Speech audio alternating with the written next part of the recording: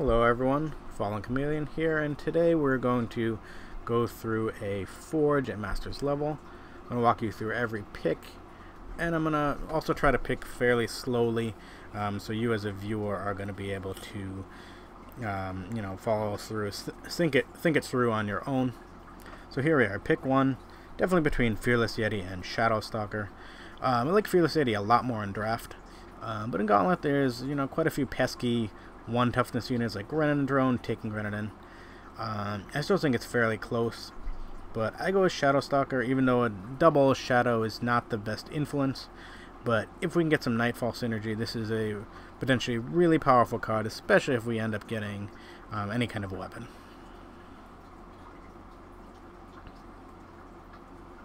Alright, pick number 2. Sky Crew it's a 2/4 for 4, which is going to fail the vanilla test. And vanilla test would say you really want to have a 4/4 for 4 there. And the 8 for the activation cost is quite a bit. So Workshop Tinker is a very solid 2-drop, has a lot of utility, discarding a high cost card or just some sort of a excess power. Amos's Acolyte is very good as well and lets us stay open. But I'm pretty happy committing to Argenport here, so I'm going to go with the Workshop Tinker.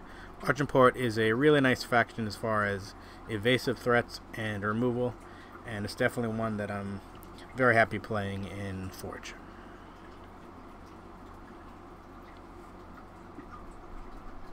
Alright, this next pick, Scheme is the sort of card that you take if you have a late game controlling strategy and need a specific answer, but it's definitely a Copper Hall Herald here. That's a good 2-drop.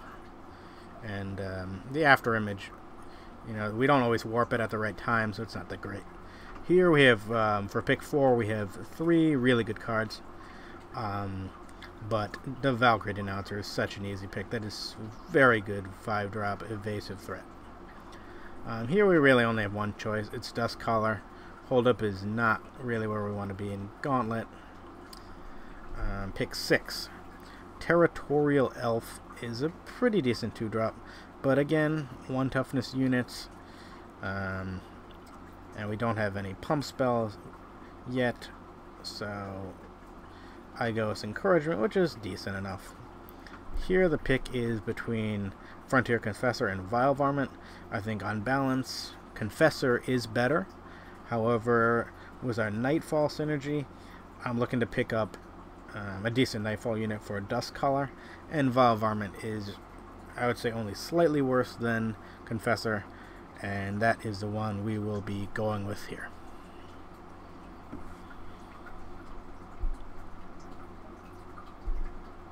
Pick number 7. This is the easiest saddle up of my life. It's a fast spell, great pump spell. The other ones are really not where you want. Here, Banished Umbran fails a vanilla test, 2/3 for 3. So, Grunt and Marksman are both very good cards. We're fine with either.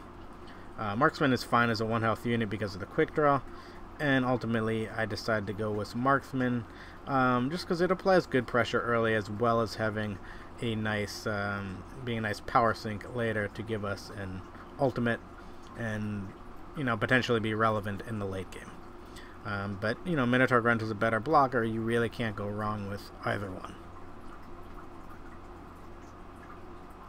Alright, in this spot, again, all 3 good cards. We usually, Forge decks have plenty of power. We don't really need the Copper Hall Porter that much. It was a good 2-drop though. Confessor is very good. That's a 4-drop. But I do elect to go with Peacekeeper's Helm. Because it's a nice silence, and weapons are potentially good on the unblockable unit or a flare.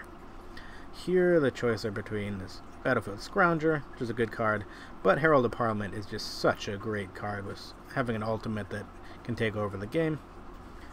Pick 12. Here we have Earless Kopesh, which is pretty medium card, and we're just gonna go with the second Dustcaller. Here, Betray the Cause is pretty good in Forge because the AI doesn't realize it's its own unit, and it will potentially 2 for 1. But Victor's Cry is so powerful, and that's what we take. Here, Umbran is great if you have Wisps. We don't. The other 2 are really not very good.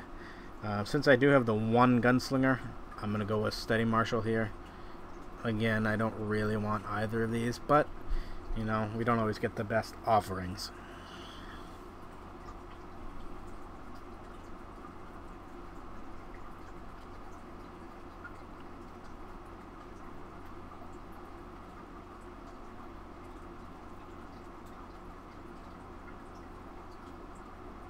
Here I'm just taking a little bit more time than on the other picks. I'm debating, do we want the flyer? It's good if we draw more weapons, I suppose. But I just decide, you know what, we're roughly halfway through, and maybe we can pick up more gunslingers, and that's why I picked there. Here, you know, Spirit Drain is sort of okay. But Argenport Stranger is a really solid 2-drop. It's going to fix our influence requirements. And we don't really want to 4-1 for 3. We're going with Stranger here.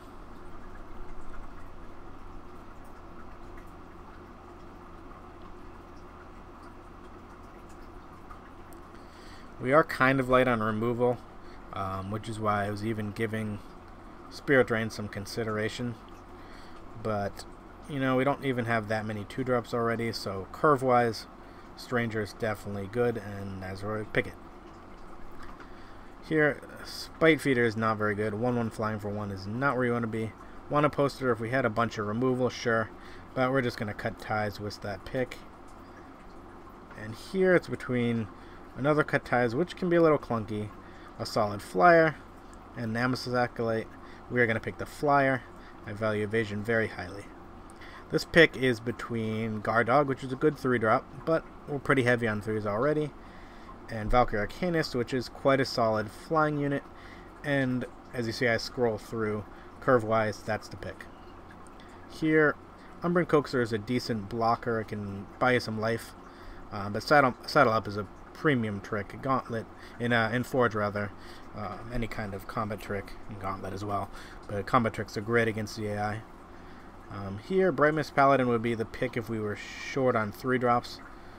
Flashy Duelist has synergy with Steady Marshal, but it's not a very great unit. And I'm pretty happy with the way Peacekeeper Helm has performed, and I'm happy to grab the second one here.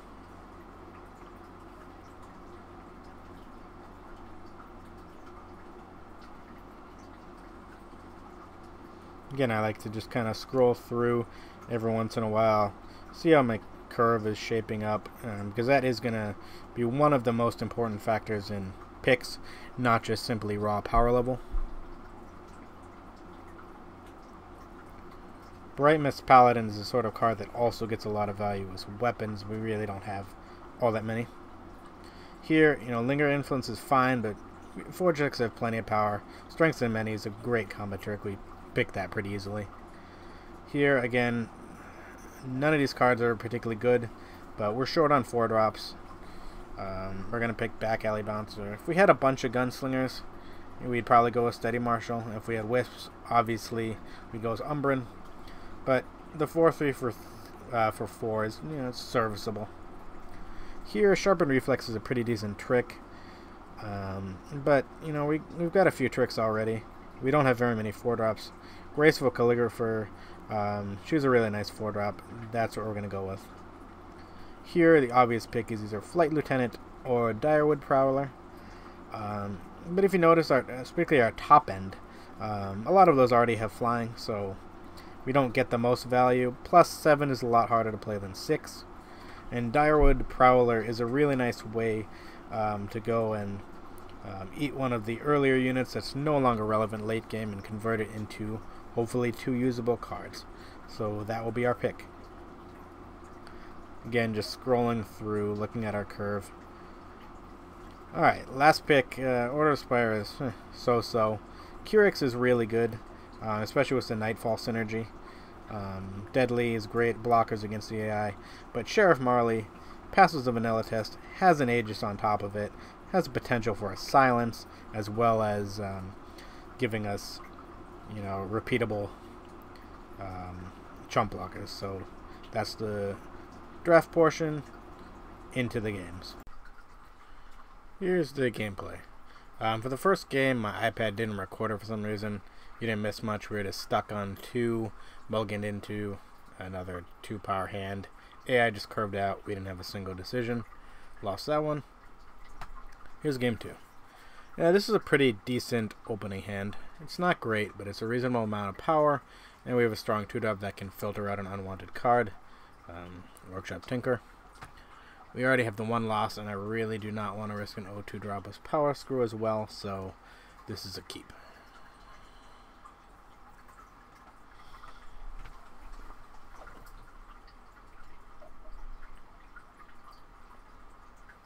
We're just going to develop our Tinker. And this is our decision whether we want to discard a card or not. I am definitely discarding Justice Sigil. We have plenty of power.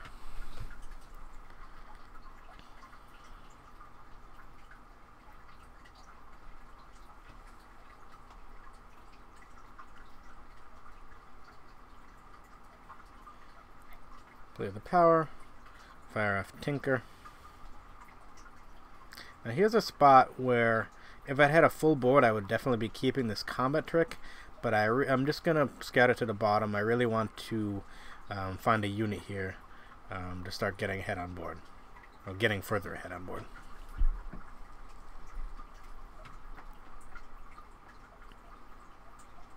Unfortunately, we find another power. Now here obviously we have no attacks. 2-2 into a 2-3. We just pass the turn.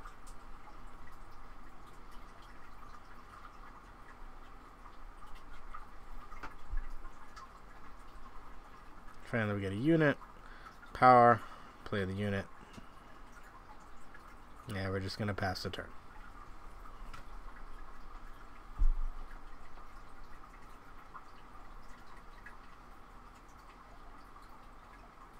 Okay, she plays an Island's Favor.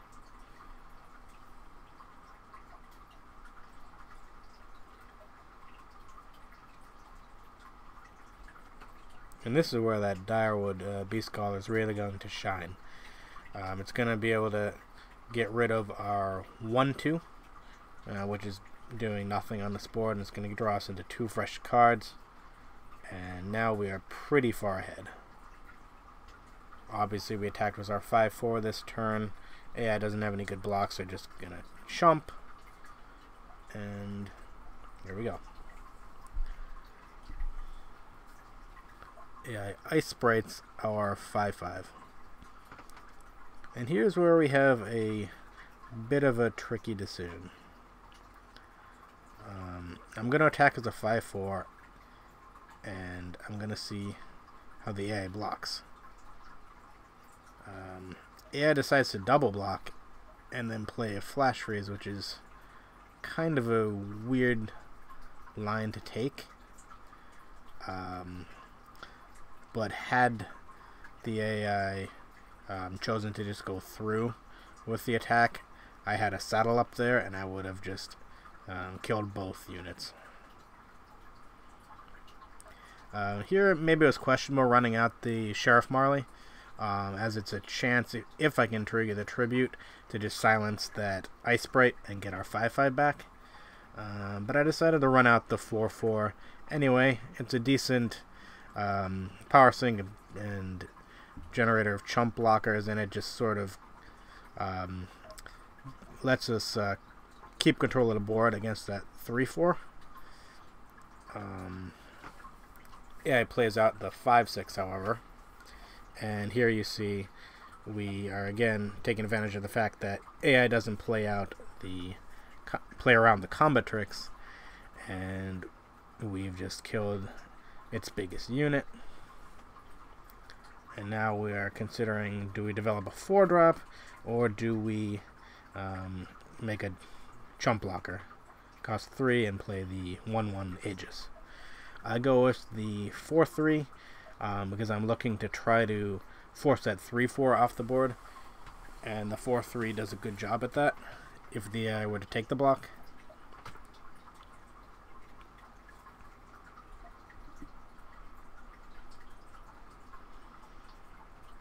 So here we're just weighing our options. I believe I go with attack was a 5-4 and the 4-3, yes. I want to hold the 4-4 Aegis back because it's quite a bit more valuable than trading off with the 3-4, like a 3-4 block and the 2-1 double block. just because of the added utility with that repeatable effect. So I push through with just those 2 units and then develop here.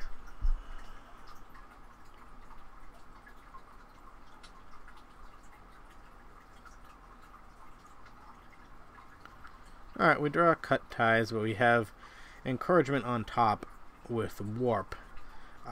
So if we can use the warp, that's effectively a card advantage this turn. It is a card advantage. So here's where I'm going to make a little mistake, and it's because I didn't plan out this turn very well. I was considering, do I use cut ties, do I use encouragement? And I go with encouragement and put it on Shadow Stalker, and then I'm attacking with that, which is fine, but the problem is a much better line would have been to use it on our Marley and then play the Varmint right away, which would have meant a 6/6 Aegis Flyer in the air and a 3/3 unblockable. So this line was a little bit less optimal.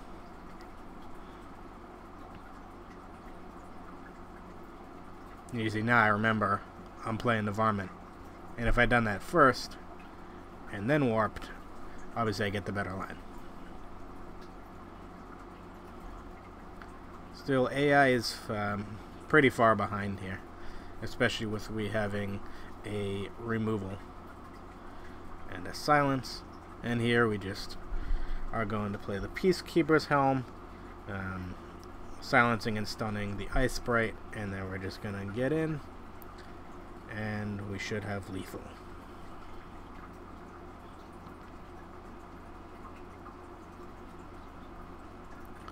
No A space on the iPad, so one at a time. We get in, and that is the game. On to the next one.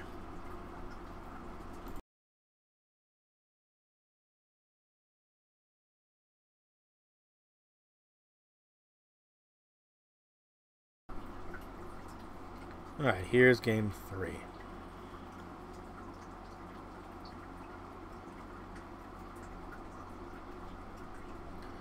So up against Best Served Cold, which is an Argenport Revenge deck. Here we have 4 power, a good 2-drop, decent combat trick. There's a little utility because it won't get the warp. And the Peacekeeper Helm is pretty good, so this is a keep. It's not the best hand, but it's definitely a keep.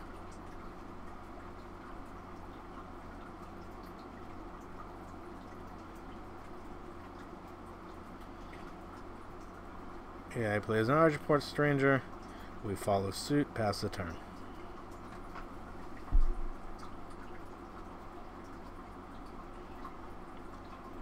Here the AI Emesis Acolytes us.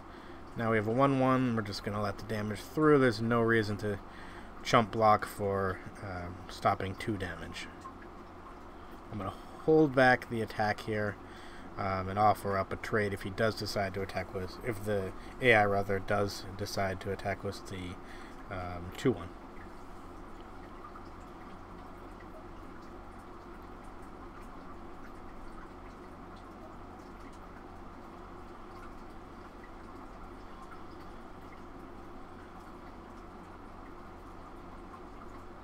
Here there's really only one good decision. That's playing Copper Hall Herald, but I'm kind of thinking about what I'm going to do on a future turn, which is why it took so long making that play. Here we are 1 off of the ultimate for the 1/3. We're just going to pass. There's really nothing good to silence and stun. AI attacks with everything, which has me slightly worried that the AI has a trick. But I am going to offer up the 1/1 with the 2/1 because if the AI wants to trade a combat trick to kill my 1/1, I'm perfectly good with that. I'm not going to block with the 1/3 though because we're so close to ultimating. It would be just too much risk for the reward of stopping a couple of points of damage. Here we have the play of ultimating or playing Sheriff Marley. I prefer Marley here. We are getting a little bit behind. What's that, 6/4 on board? If I do develop Marley, the AI plays a Var's Favor, popping the Aegis. here's a spot where if I don't block, I am going to take 8 damage. If I do block with Marley on the 6-4, and the AI does have that combat trick, I'm in a little bit of trouble. I'm not really convinced necessarily that the AI does have that trick. Actually, I'm pretty sure that the AI doesn't at this point. But I just felt it wasn't really worth the risk, knowing we have a helm in hand and can definitely just stun that for a while. So here I'm going to play the helm on our Herald, stun the 6-4, and I should be attacking us both, but for some reason I forget that we have endurance on the 2-5, and I just attack with Marley, so that's a mistake.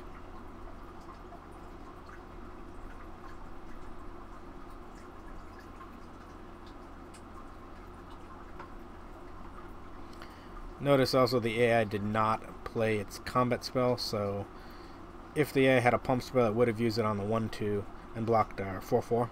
So we know the AI doesn't have a trick unless it just drew one last turn, so it's very unlikely. I am going to pass the turn now. I'm at 10 health, and I want to just use my Marley to block the 6-4 if the AI gives me that trade. AI doesn't attack. So here we're in no worse position than last turn, and we can start getting aggressive in the air with our Valkyrie Arcanist.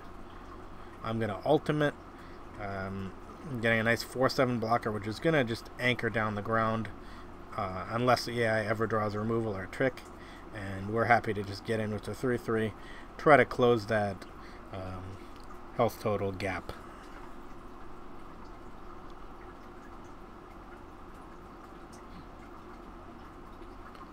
Here again, we're going to just attack with our flyer, and we're going to develop Horror Fledgling as well as Shadow Stalker.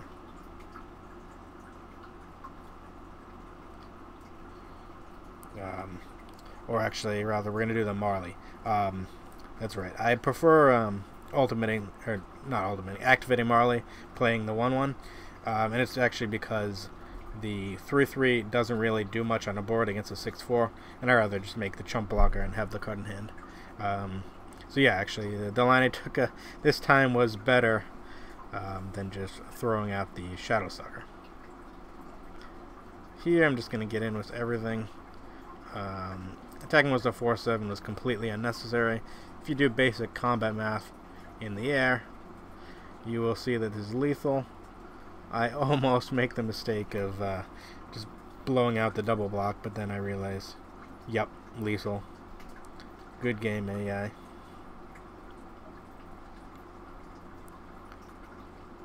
And on to the next one.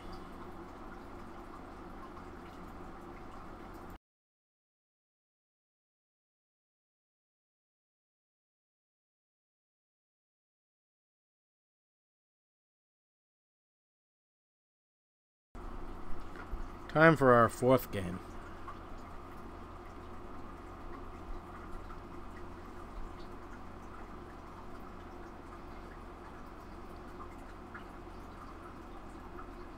Alright, we really can't keep this hand. As you'll notice, I mouse over. We only have single Justice. We can't play our Herald. You know, we can play Dusk Caller, but it's really not an acceptable keep overall.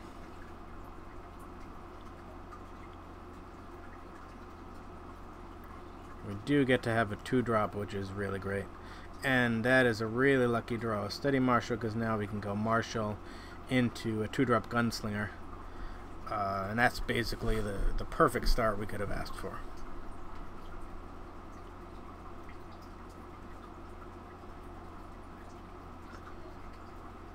Yeah, it does play a 1-4, which means we're not going to be getting in for any attacks quite yet.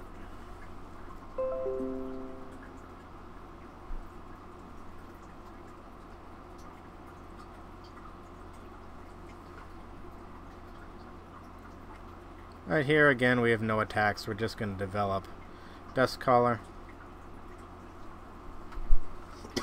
Excuse me. AI makes a pretty hilarious play of burning a card. I consider emoting something funny, but you know, obviously the AI doesn't see the emotes. It is just for entertainment value.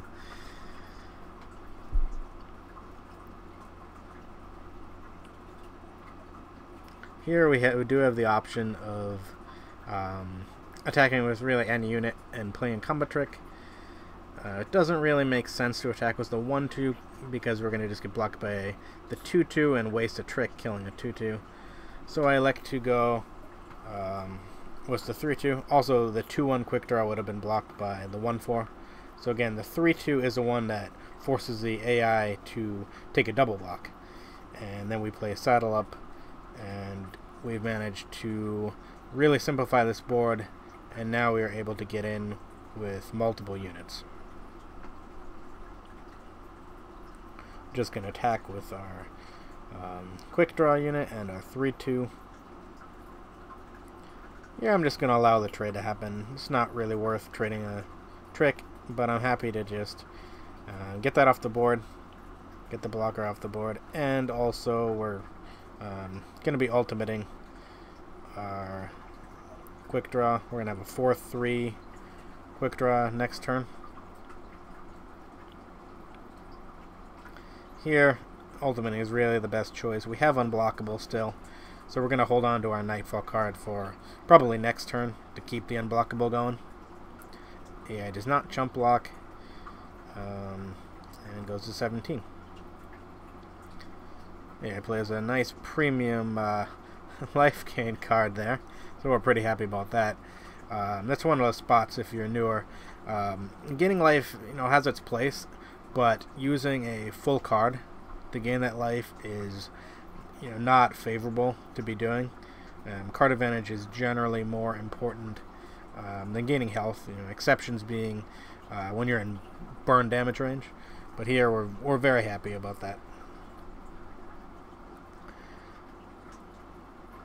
Now here, I realize that I don't want the 3-2 to trade, so I'm going to develop the Nightfall and keep the unblockable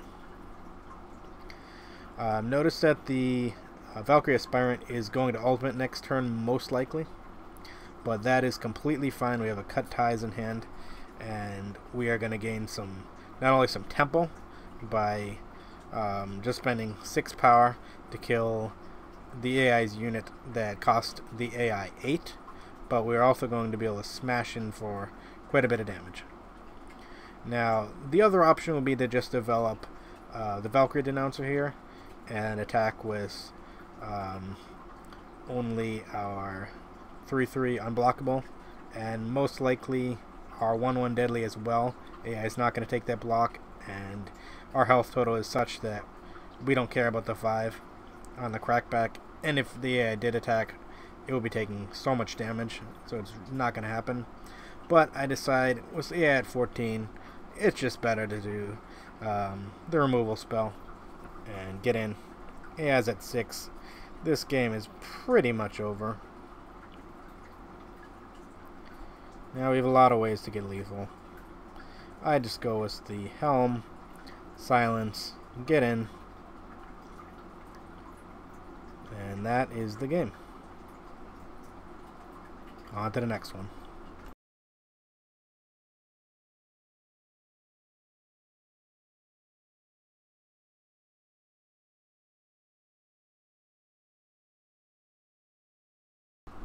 Okay, here is the start of game 5.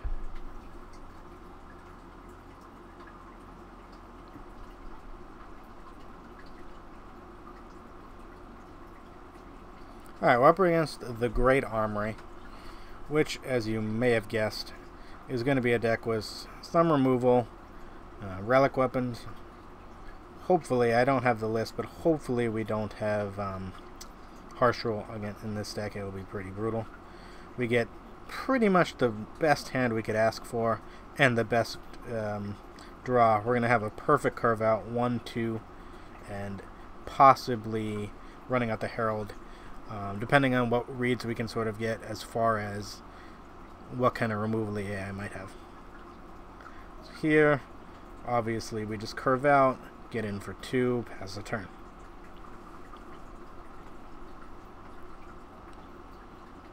Okay, the AI plays a temper, which is fine. We still don't know if it has something like Sword of Ikaria. But here is a spot we attack first. We realize that the AI didn't have a torch. It would torch there. Like 100% of the time it would torch there. So now I'm still debating, do we run out Herald? I elect to run it out. We know it doesn't have a torch. If the AI has a relic weapon here, it's really bad for us. But the upside is so high, and as you see, we do pull off the ultimate, get in for 5, and this game is completely under our control, barring some sort of harsh roll. Hopefully, again, that's not in the list. I don't have 100% confirmation on that, but now here we have a couple options. We're going to be attacking. Like that's pretty clear. AI doesn't have any good blocks. And now we are going to develop our owl. We're in a really dominant board position, but the AI does draw a relic weapon. It is going to just kill our owl right off the bat, and again burn that relic removal on our little 1/1 sidearm. Here we have 2 attackers. We're definitely killing the relic weapon in the air. We're not going to burn a trick just to get the 2/2 off the board. And we develop.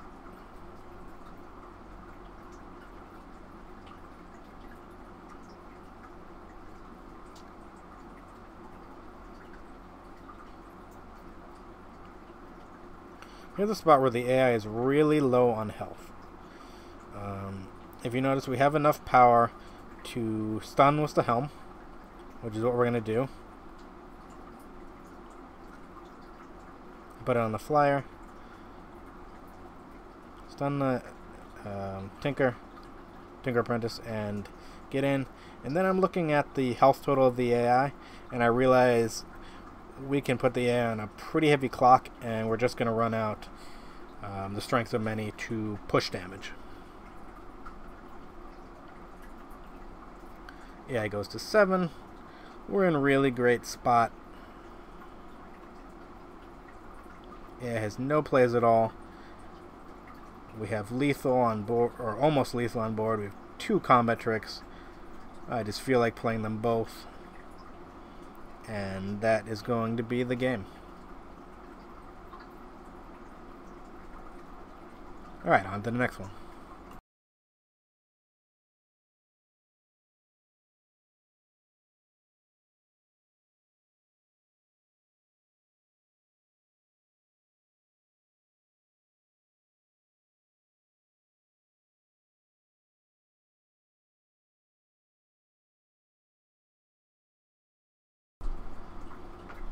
Okay, here we are starting game number 6.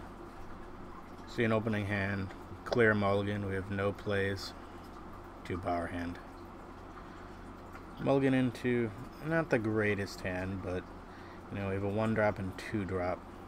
As long as we can draw some power, we're in a pretty decent shape.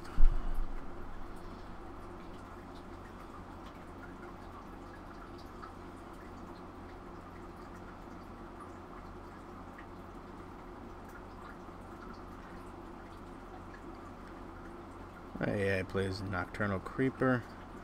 Start our 3rd turn. We do manage to draw power. He's going to attack us both. I'm pretty happy to trade off with the 2/1 Deadly with my Stranger. Develop Dust Color and pass the turn. I just emoted a gift for fun because I responded to his Nightfall trigger was my own, so I got the draw, the extra draw, and the AI gets the exact same card, so essentially a card advantage there. And I like to emote the AI every once in a while to keep things interesting.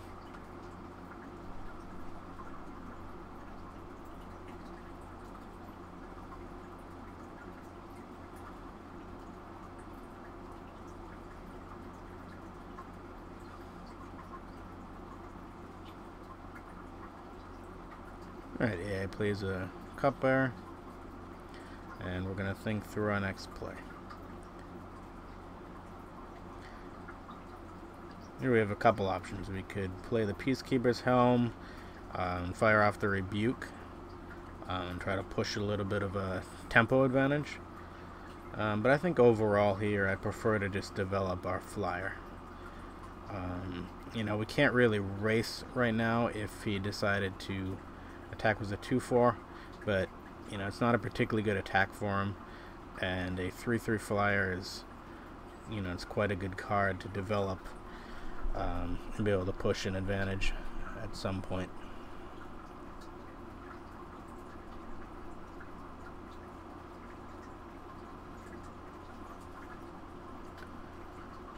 Alright, here is where I'm going to be making a very serious mistake.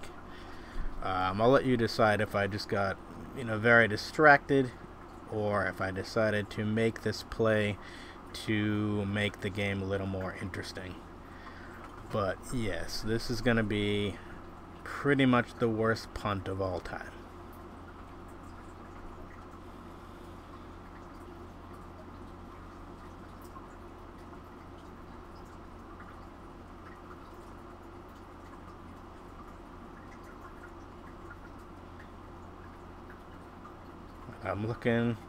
I'm trying to do the math. For some reason here, I thought I was going to force a trade with the 1-3 deadly flyer, and obviously I realize here this is just the worst mistake of all time. 2 is less than 3. And yeah, behold my awesome power. But you know, everyone makes mistakes from time to time. This is just about the worst one I'm making, and we are now in a very rough spot. But, you know, this is Forge. We have only 1 life remaining. We're going to try to avoid tilt here and just try to make the best decisions we can for the rest of the game.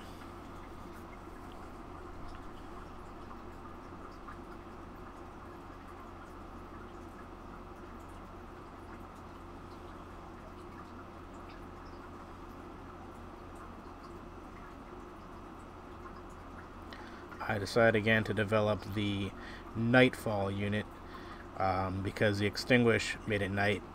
I gained my card draw. I respond with the Nightfall unit, and the AI just gets 1 card draw, where I'm going to be getting 1 card draw back. AI does the same thing though, so the advantage gets nullified there. Now we're looking at 7 power. We have a couple decisions here. We could start to develop our 2-2 and look to discard the extra power, play a Tinker. We could also develop the Copperhall Herald.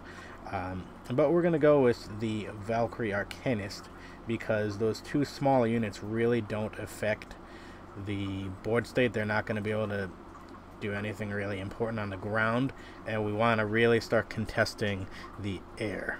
The AI is now, it has a 6-4 as well as a 2-4 flying deadly, and it's starting to put some serious pressure on us.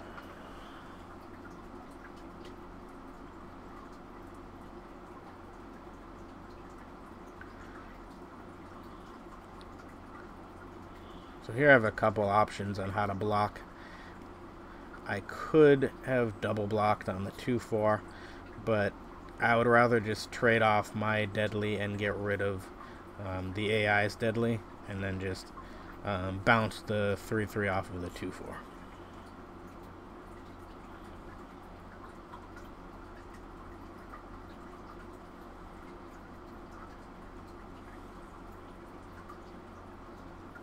So here there's a couple options. We have up to 7 power, so we could develop a the 3-drop Shadow Stalker as well as Sheriff Marley. But here's where we can take advantage as well of the AI not playing around combat tricks. We attack with a 3-3 into the 6-4. For the AI, that's an obvious block, and we just fire off our Saddle Up, you know, essentially turning Saddle Up into a 3-cost Slay, basically. Then I do decide to play the 4th power and develop Marley, even though that does give us one less good thing to discard to our Workshop Tinker. But I just felt that, you know, the 4/4 Aegis really stabilizes on the ground very well. And now we're quite a bit behind in terms of health total, so we have less than half of the AI's health. AI is also starting to ramp up, and that is potentially problematic for us, but we are very well stabilized. We have control of the air, and the AI doesn't have any profitable attacks anywhere. So from this position, I'm fairly confident that we have a pretty strong chance to pull ahead and, you know, possibly get this victory.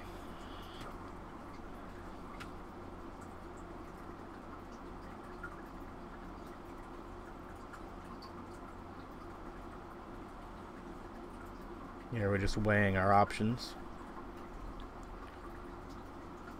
I decide to develop the Herald, which can potentially ultimate the next turn, as well as our back alley bouncer, and try to start forcing trades on the ground and get to a point where maybe we can start attacking with Sheriff Marley.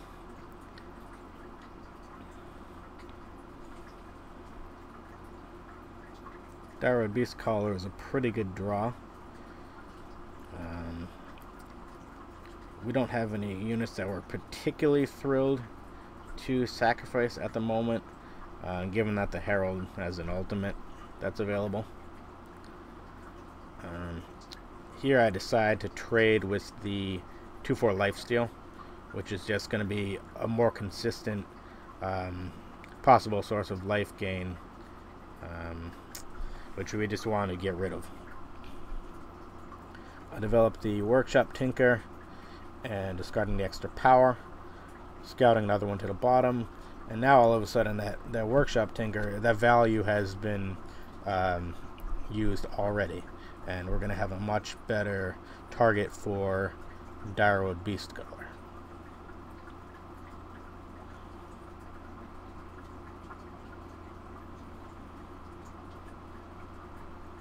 Alright, now we're starting to be in a little bit more trouble. We're at 10 health, with the AI at 38. And we are going to develop the Beast Caller. See where we go with 2 draws. Here, we do have a 3 attack in the air, but in terms of our clock, I really don't want to start taking too much in the way of the damage in the air. For now, I'm not worried about it, but it is something that we definitely need to think about as we plan out our future turns. I do swing in with the Unblockable and the Flyer, our Arcanist, but again, we are going to be looking at dealing with that 1/1 Flyer potentially. AI decides that math is for blockers, so here we go. I'm going to take my time and make sure that I block optimally.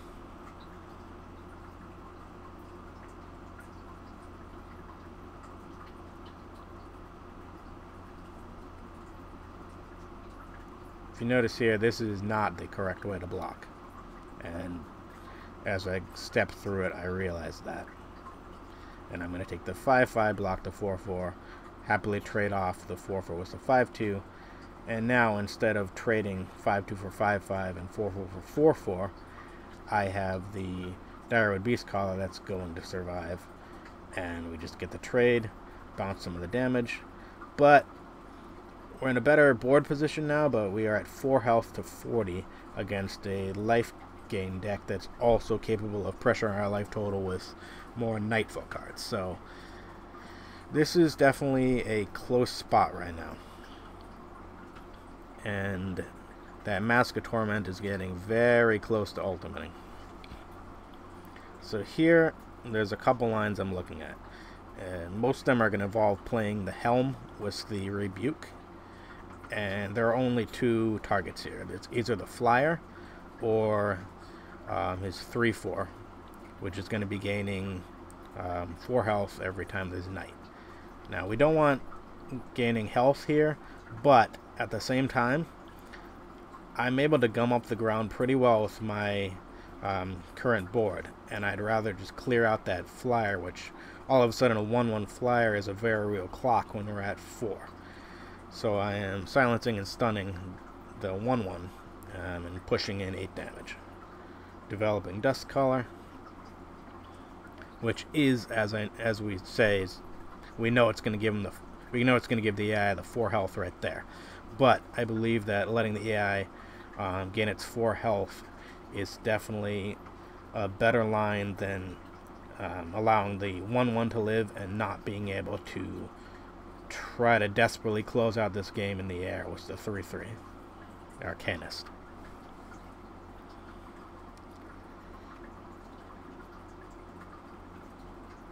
So here we're in a better spot than it may look, even though we're at 3 health and looking at an ultimate the next turn. We just picked up a nice fastball removal, which, though normally 6 is rather clunky when we're already at 9 power, this is a much better spot. We're also sitting on 3 combat tricks, 2 of which are fast, and both which can make enormous units. So we do have some burst potential on this board. We just have to make sure that our line of play isn't going to lose us the game.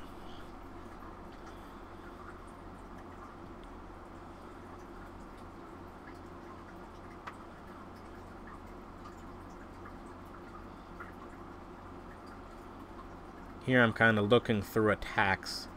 Obviously, I have to try to win the game before that our 3 health goes to 0.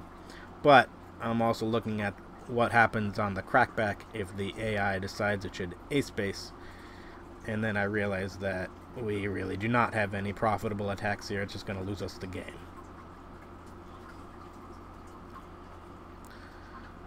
AI manages to ultimate Mask of Torment, smashes in, and here is where we are so happy that we have this cut ties. That's clearly going to hit the 8/8. There's no other play there.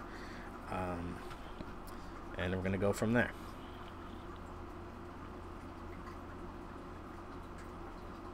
Eight is gone. Yeah, I did not see that coming. We have a pump spell in the air to take out that 3/4. Taking favorable blocks.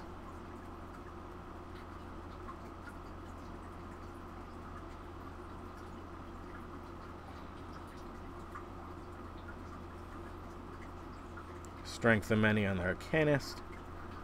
Wiping out the 3/4 flyer, getting the air back. And all of a sudden, AI did not see those fast spells coming. And I'm at 2 health, but we have complete control of this board. And now we are at 1 health, which is super scary because any Nightfall card is going to close out the game, and we do not have any lifesteal.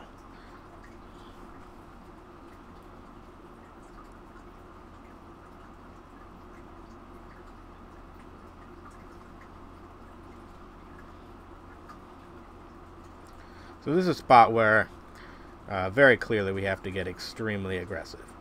We're at 38. Any Nightfall trigger is going to end this game.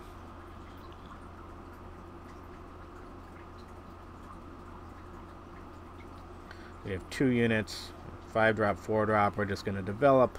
Very clear line here. Now, of course, this 1/1 has an Entomb, deal 1 to an enemy player, which means if I let it through, I'm dead. If I block it, I'm dead. What that means on this turn is that we are winning the game right here, or we are out. There's just no other way. Can't block it through. So, do we have the ability to push for 20 damage?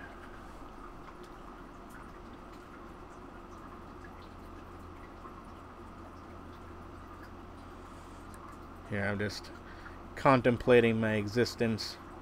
How can the AI have a 1/1 deadly here? This is just gonna be really tilting way to lose the game. remembering the punt that we did. But I'm looking for a line to close out the game.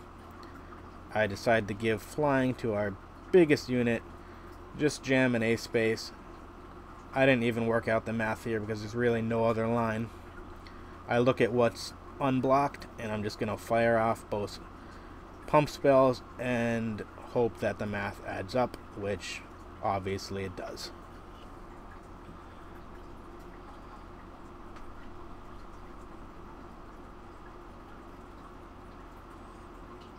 And yeah, I was pretty pumped after this victory, and I decided to give the AI a little bit of BM there with the good evening.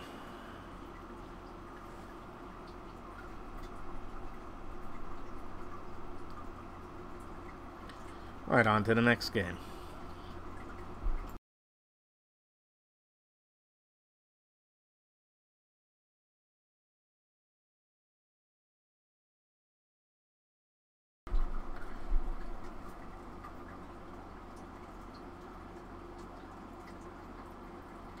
Alright, we're going to start our next game. Excuse me.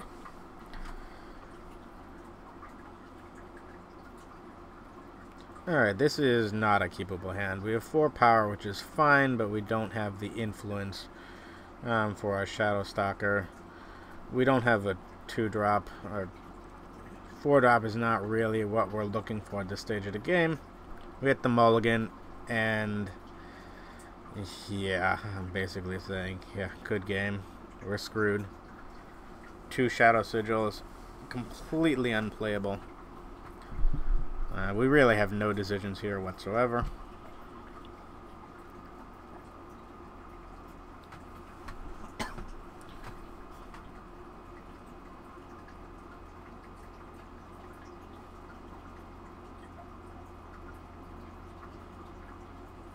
No, we're not going to pump up the AI's unit. Start our turn. At least we have a 4-drop now.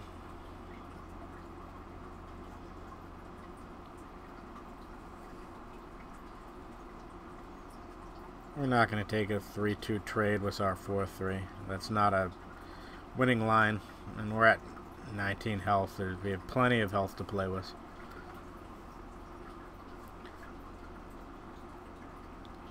Here I am pretty happy to draw that Workshop Tinker. It's going to let us be able to discard one of our higher cost cards and then fire off a Tinker, giving a boost to a unit, getting a scout to hopefully get us on the right track to trying to win the game.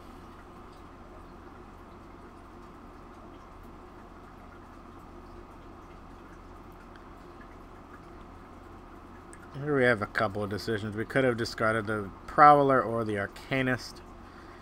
I decided to discard the Prowler because I wanted to be able to have a flyer.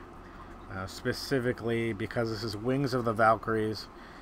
I wanted something that could contest the air, even though overall the Prowler would have been a better 6-drop because it draws us cards. Against this specific deck, we really want to be able to have a flyer. Excuse me.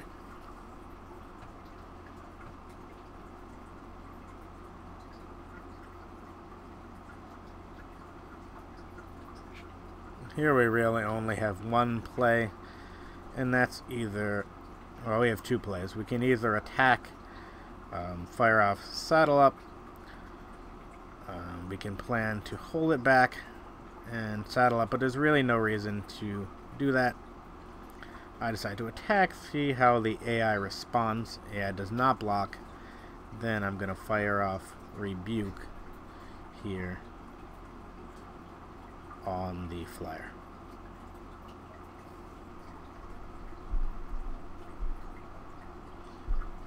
Touche.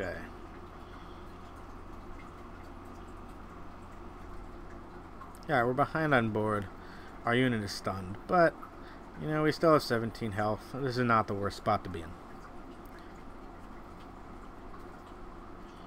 Develop the Parliament. And AI bonds out a nice 5/4 flyer. We are obviously not going to trade a premium 3/3 flyer that has an ultimate with a 3/2 ground guy.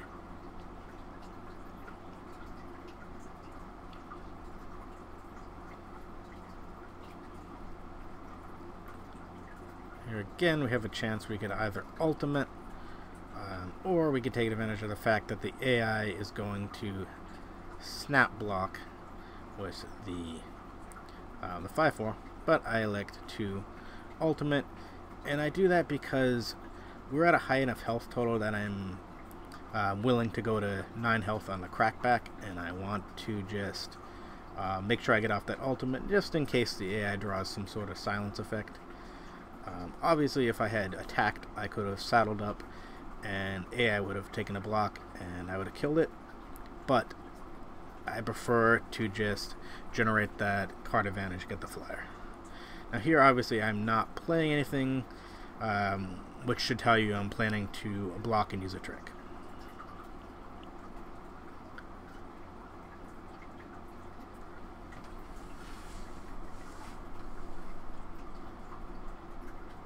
Now all of a sudden I'm starting to get control of the air, particularly since that 3/4 flyer can't even attack without armor. I have an Arcanist and a nice 4/4 owl in hand.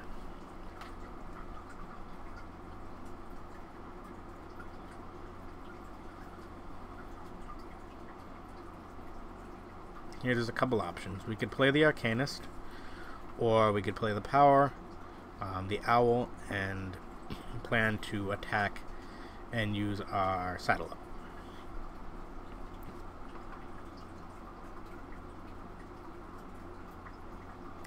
I opt to go for giving the air an obvious block, using the saddle up, clearing out that 3/4 flyer. I just want to make sure I continue to develop an advantage in the air, which is pretty much a winning strategy against Wings of the Valkyrie. Once you have control of the air, good things are going to happen to you. Even if we're at like 4 health here, we're still in fairly decent shape. 4 actually might be a little, whatever when we don't lose on the crackback, we're in good shape here.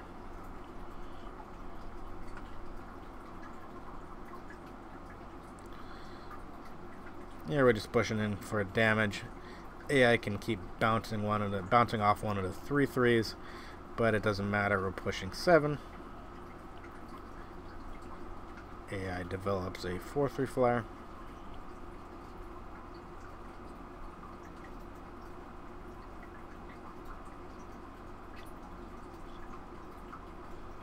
And here,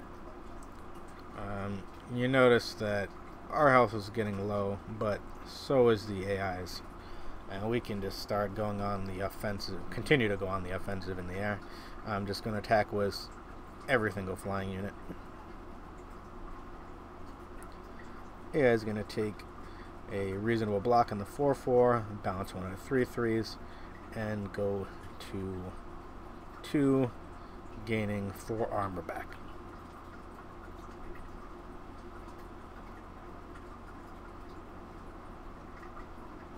Right here, we have 6 damage in the air after a block, barring some sort of trick like a Crown Watch standard maybe, and we do close out the win.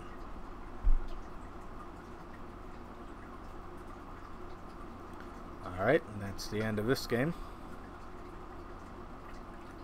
And we've managed to get 6 wins after starting off with a loss, and we're going to go into the boss game.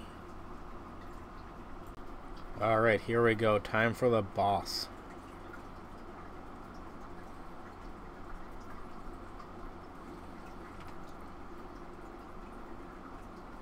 Wait for it. Alright, it's against Power of Fire, so to state the obvious, the fire deck, we know it's going to be aggressive. This is not a keep. We have only a 4-drop. We really need to contest the board early. This hand is definitely a little bit better, but again, no units until turn 4 is really not where we want to be, and we're starting at 20 health.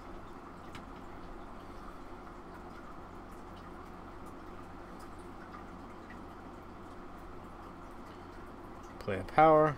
Pass the turn. She attacks with Pyronite.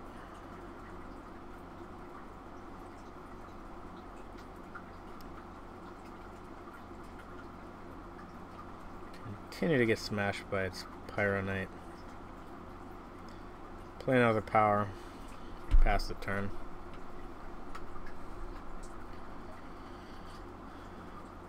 AI continues to develop and smash our face. We're at 12 health, which is really, really bad against any kind of aggressive deck.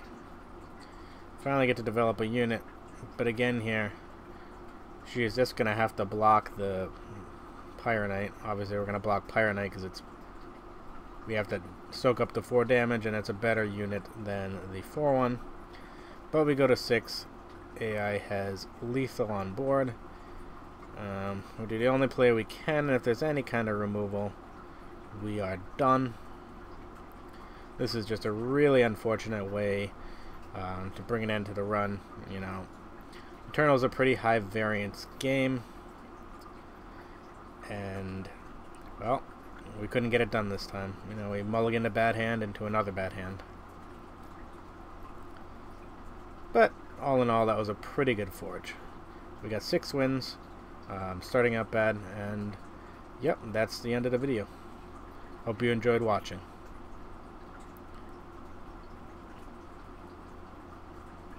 Since that was such a short game, though, I'm going to let you share in the excitement of opening those 3 packs.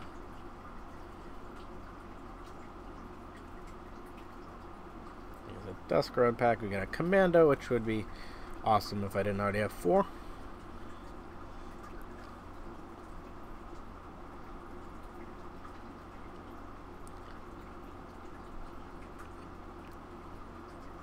And we just get a couple of rares.